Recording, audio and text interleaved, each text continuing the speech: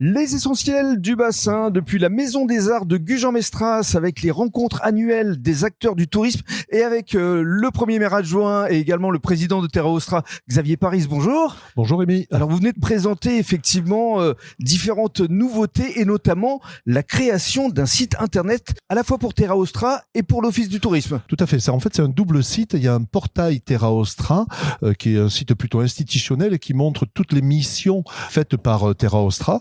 Et un second site qui concerne plutôt l'office de tourisme. Nous avions un site qui était un peu obsolète. Il fallait absolument le revoir.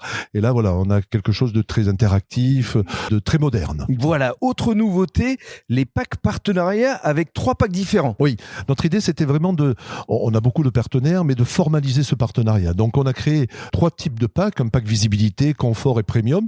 Et en fonction du pack choisi, il y a des prestations qui sont proposées.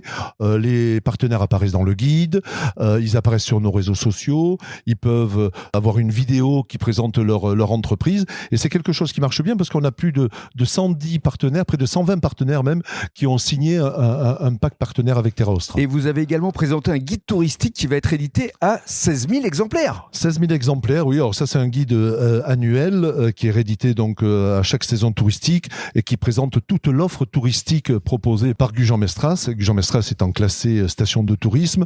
Ça va bien entendu de tous les loisirs, les restaurants, où se loger. Voilà, c'est un guide complet, imprimé à 16 000 exemplaires et distribué dans tout le territoire. Et puis vous avez annoncé la prochaine date pour Terra Ostra en balade. Ce sera le samedi 14 juin. Ouais, samedi 14 juin, Terra Ostra en balade, qui prend la suite de la balade des 7 ports. Nous avions dû l'annuler l'année dernière. C'est le samedi 14 juin, à partir de 14h, des animations sur tous les ports ostréicoles de Gujan-Mestras. Avec le thème l'ostréiculture, forcément. L'ostréiculture, la mer, et le final, ça sera sur le port de la Hume à partir de 19h, avec une soirée DJ. Il y aura des food trucks, donc tout le monde peut se retrouver. Ce sera très festif. Voilà. Tout à fait. Comme on aime à Gujan-Mestras. Voilà. Et puis parmi les nouveautés 2025, il y a des balades en pinasse. Alors les balades en pinasse, bateaux traditionnels, effectivement. On essaie de privilégier ce type de balades qui sont très demandées d'ailleurs par les visiteurs. C'est authentique. Voilà, c'est authentique, des capacités plus faibles que de plus gros bateaux. Là, nous avons la pinasse méiranaise qui va proposer une balade crépuscule en pinasse. Avec Benoît Laforie. Frédéric Dabrin, une spéciale cabane chanquée, spéciale Arguin. Et surtout, vous allez pouvoir, pour ceux qui sont intéressés, aller voir le Bélem qui va arriver pour le salon nautique d'Arcachon. Et il y a une balade qui est proposée pour aller découvrir et accueillir le Bélem.